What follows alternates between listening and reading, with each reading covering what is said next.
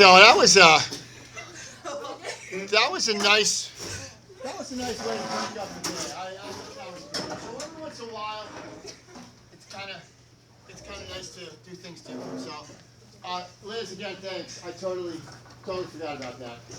So you guys got Liz, thanks for that. This week, you should have chapter 9 read.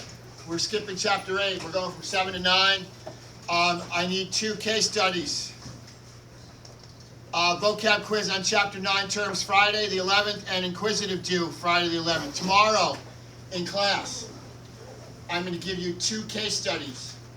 Case studies 2 and case studies 3. 2 single-page worksheets like the ones you did last week. And those will be due for Friday's class period. I think there's 9 questions total on the 2 sheets. And you can do those on separate sheet of paper like you did the last ones. The 3 Supreme Court cases that we'll be covering, first Marbury versus Madison, and the second and third, those are like real super important Supreme Court cases that we have to have a handle on. And that's why we're working on those worksheets. I'm going to be working on grades, finish them up tonight, tomorrow. I'm going to ask everybody in here to please check your email tonight and or tomorrow. I don't do this normally, but I am going to do it for this group because I've only got 9. If you have an email, I am likely to, if you have a missing assignment, I am likely to shoot you an email with a reminder of what assignment or assignments you might be missing. For a couple of you, maybe 3 or 4 of you, you're missing 1 or more inquisitive assignments. Okay?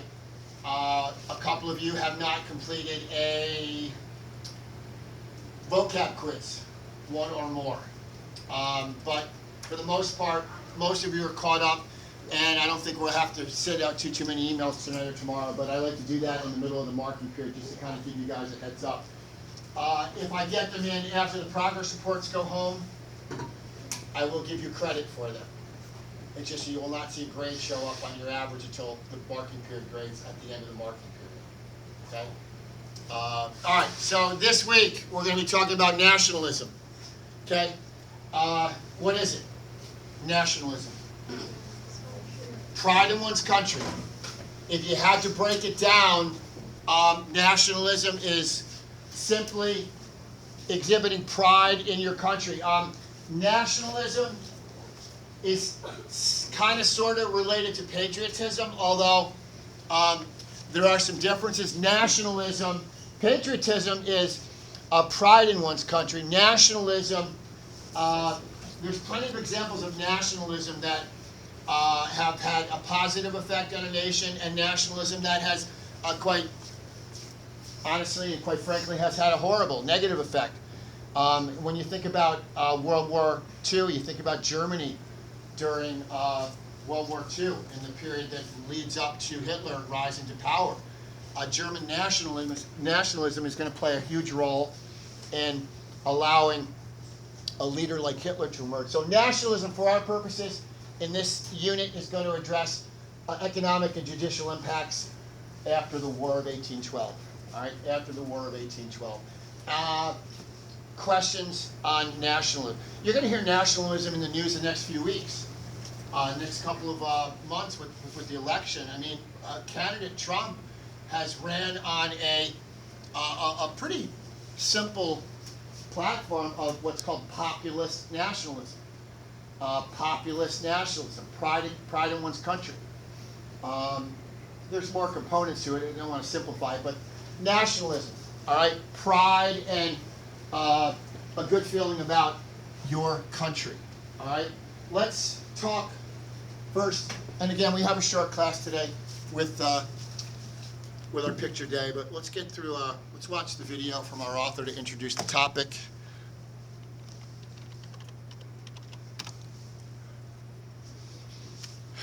The American system.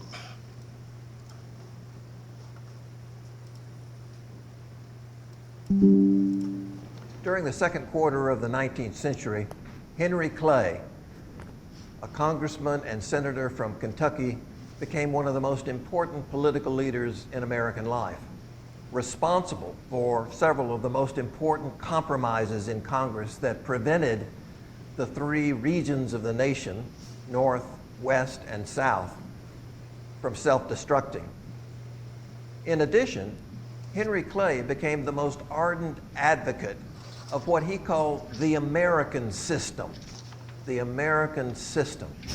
It focused on economic development, and Henry Clay believed that in order to be the greatest economy in the world, America needed to focus on tariffs, on internal improvements like roads and bridges and railroads, and a national bank.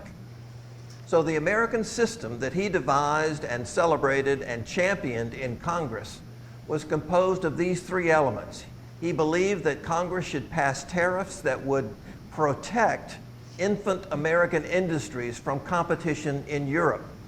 Their competitors were much larger and more powerful, and therefore tariffs in the form of taxes on imports from Europe and other regions of the world would protect American business and allow it to grow. Second, he wanted the federal government to provide funds for more bridges, harbors, dams, canals, railroads.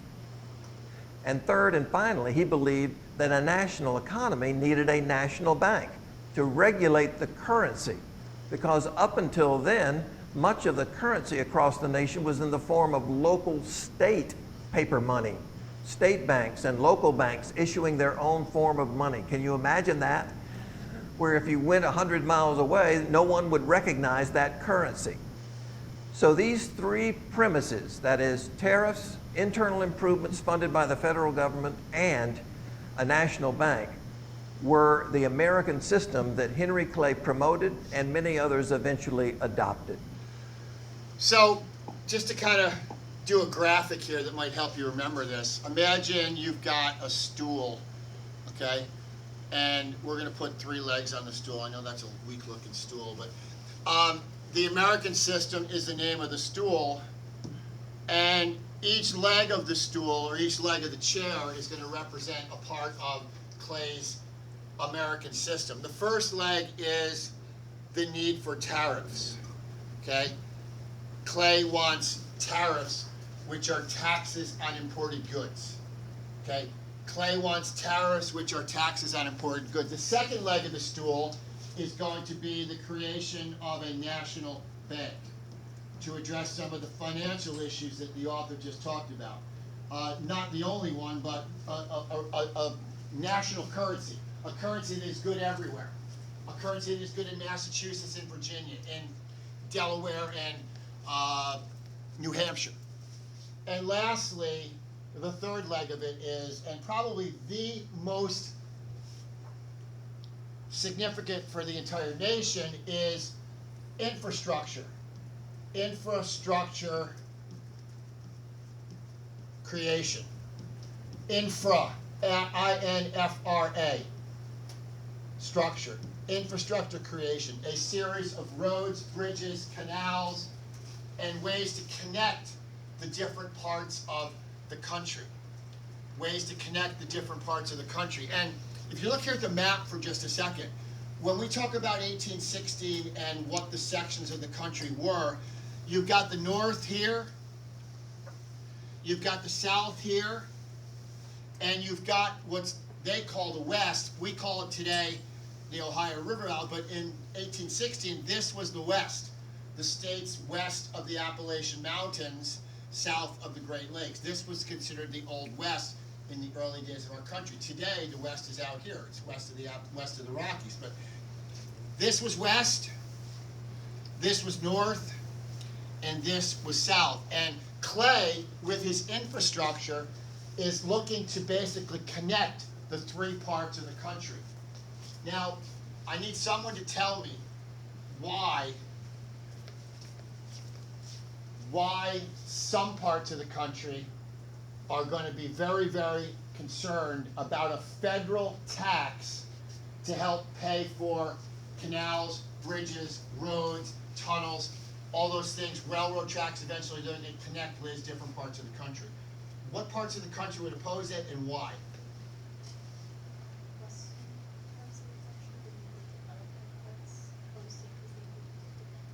some people in the West would oppose it because it's going to be very, very expensive to connect the East or the North with the West via roadways. But even more than the West, the other part of the country that's really going to oppose the infrastructure, and the fact that that Clay wants it to be paid for with federal monies, with federal tax dollars, the South is not going to like the idea of federal tax dollars for infrastructure, and that is because of the South's economy.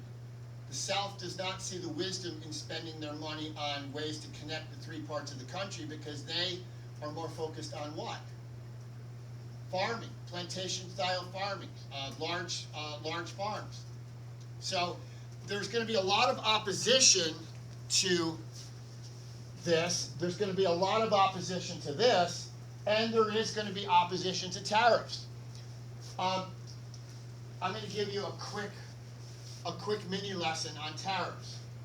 Tariffs were designed.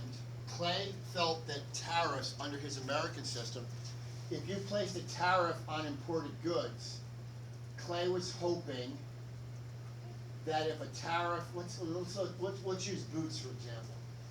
Just have your undivided attention for just a second. Let's say boots. Let's say Americans in 1815 were importing boots from England. Probably not the best example of a product, but let's say for argument's sake Americans were importing boots. High quality boots from London. Well, Clay wants to stick a tariff on goods coming from foreign countries, and that which is a tax. If you want to buy a pair of boots from London, you're now going to have to pay a tariff on that good. And the money from those tariffs were designed to pay for the infrastructure, the creation of roads, tunnels, bridges, whatever. Well, the problem with tariffs, while Clay is proposing tariffs, he's encouraging Americans to do what? By putting a tariff on foreign-made goods, Clay is hoping that Americans will do what? Buy domestic goods, which is going to help what part of the country? Yeah, the factory-laden north that produces most of the goods that are manufactured in the country, they stand to benefit. Now the downside, that's a great thing if you're a northern business owner. If you're a northern factory worker or if you're a northern factory owner, tariffs are right up your alley because it's going to encourage Americans to buy American-made goods. Here's the downside, though, to tariffs, and this is why Southerners don't like the tariff. If you make boots, Anna, and you own a factory in Lowell, Massachusetts, and there's a tariff on foreign-made boots that make it real sky-high for Americans to buy boots from London, they're going to be encouraged to buy her boots because they're American-made and they're going to be hopefully cheaper. But if Anna, as the factory owner and the manufacturer of boots in Boston or Lowell or wherever her factory is, if she knows that the tariff is going to make these boots more expensive, what is she going to be tempted to do as a business owner to increase her profit? Not so much tariffs, but just jack up the what? Yeah, tariffs, a lot of people felt that, and there's a good argument for this in both directions. Yes, tariffs encourage people to buy American-made goods, but tariffs also tended to inflate the cost of those domestic goods because the manufacturers realized that people were willing to buy American, they were willing to buy homemade goods, which kind of had them over customers over a barrel, because if you want to buy American-made goods, you're willing to pay, factory owners are hoping that people are willing to pay a little what for them? A little extra. And guys, this argument is going on today. Yes, history 1816 intersects with history 2024. President Trump, former President Trump, is campaigning now on a promise to place tariffs on tons of foreign-made goods. Whether it's cars from Mexico, whether it's goods from China, whether it's goods from Europe. Trump is basically promising that if he's elected on day one, he's going to stick tariffs, like big league, major league, high tariffs on foreign goods. And American manufacturers are loving it because American manufacturers are saying, okay, if there's tariffs on foreign-made goods, it's going to help us sell more goods. A lot of Americans, though, are skeptical and suspicious because they're concerned that if tariffs are on those goods that are coming in from China and Mexico, a lot of Americans are concerned that that's going to artificially inflate the cost of manufactured goods due to manufacturers and producers of goods maybe getting a little bit greedy, hoping that they can cash in even more on manufactured goods. So this argument is still going on 200 years later. All right? But in 1816, this is his American plan. It's a three-legged stool. Henry Clay's American system is dealing with, one, he wants to place tariffs on specific imported goods. Two, he wants to create and sustain and to build up a Bank of the United States, which will become the second Bank of the United States. And whose brainchild was the first Bank of the United States? Who was credited? Alexander Hamilton, first supporter of the Bank of the U.S. And his third leg is going to be infrastructure, the system of roads and canals and ways. And Clay was actually, this American system, he was from the West. He was a Kentuckian, all right? So he had a rooting interest in this. He wants to connect the three portions of the country. He wants to connect so the three portions of the country can become successful based on the particular economic way of life in each part of the country. All right, more on that tomorrow.